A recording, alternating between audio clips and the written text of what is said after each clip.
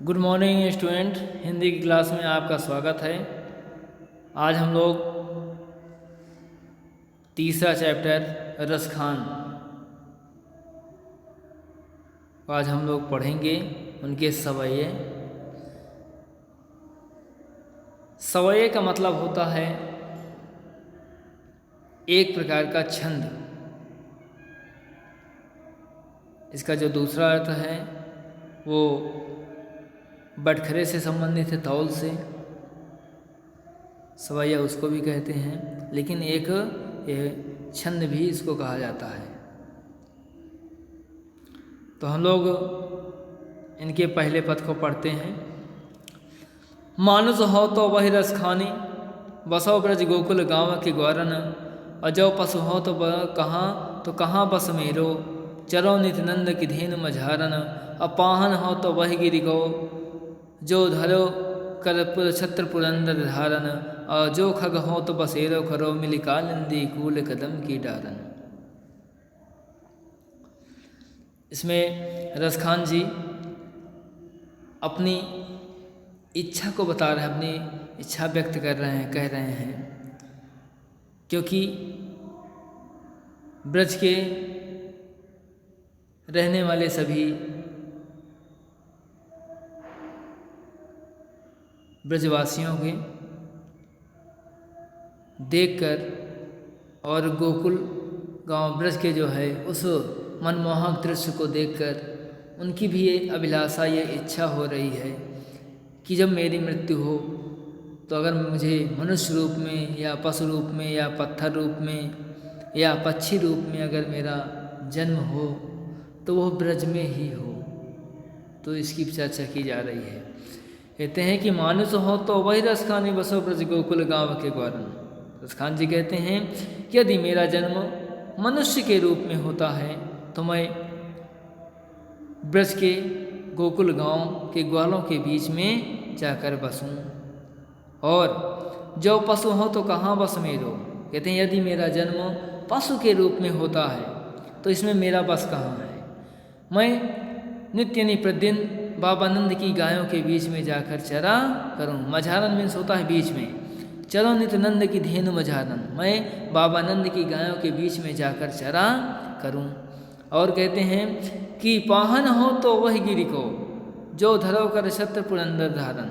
कहते हैं यदि मेरा जन्म पत्थर के रूप में होता है तो मैं उस पहाड़ के पत्थर बनना पसंद करूंगा जिस पहाड़ को श्री कृष्ण ने अपने छोटी उंगली से उठाकर इंद्र का जो है घमंड चूर चूर किया था, वही पहाड़ का पत्थर बनना पसंद करूंगा।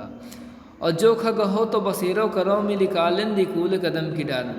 यदि मेरा जन्म पक्षी रूप में होता है तो मैं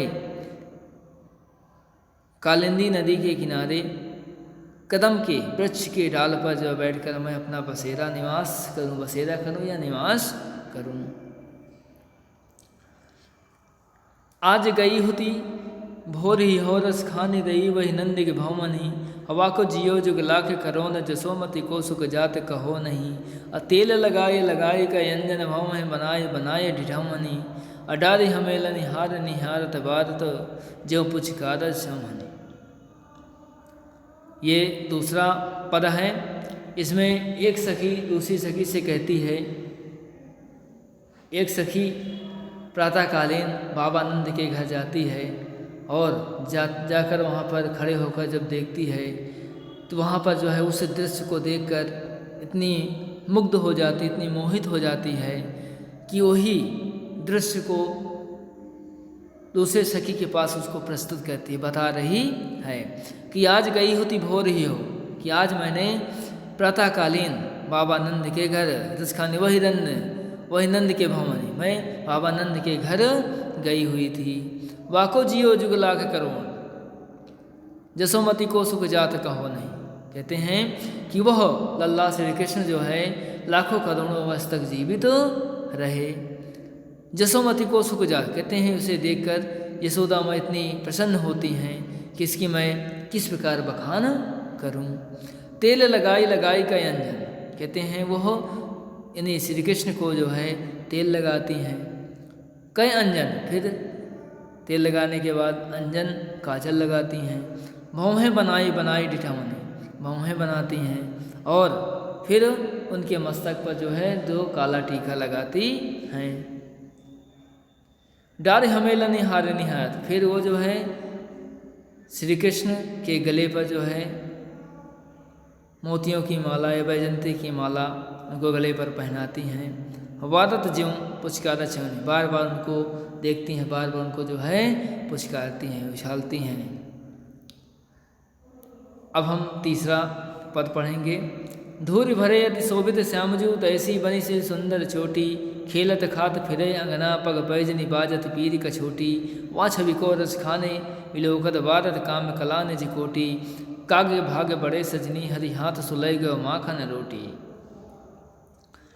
अब उन्हीं की सुंदरता के बारे में भी बता रही हैं कि धूरि भरे अति शोभित श्यामजूत, ऐसी बनी से सुंदर चोटी। कहती कि हे सखी, श्री कृष्ण धूल से भरे हुए अत्यधिक सुंदर लग रहे थे, सुशोभित हो रहे थे, और उतने ही सुंदर उनके सिर पर चोटी बनी हुई थी। खेलत खात फिरे अंगना, वो खेलते खाते हुए उस बाबानंद के आंगन में इधर उधर घूम रहे थे। पग पैजनी बाजती, और उनके पैरों में जो है पायल बज रहे थे। पीली, और वह पीली कछौटी कच्छा पहने हुए थे। वह छवि को रस खाने विलोकत, कहते हैं कि उस छवि को देखकर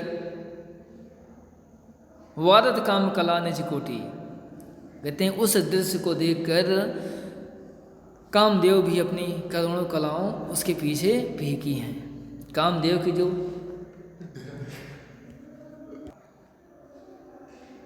वह छवि को रस खाने विलोकत, वादत काम कला निज कोटी, कहते हैं कि उस छवि को देखकर, उस दृश्य को देखकर उसके आगे कामदेव की करोड़ों कलाएं भी फीकी पड़ जाती हैं। कागे भाग बड़े सजनी, हरि हाथ सुलय गो माखन रोटी। यहाँ पे सखियाँ कहती कि हे सखी, उस कौवे के जो है, कौवा इतना भाग्यशाली है जो मेरे प्रभु यानी श्री कृष्ण के हाथों से माखन रोटी लेकर उड़ गया।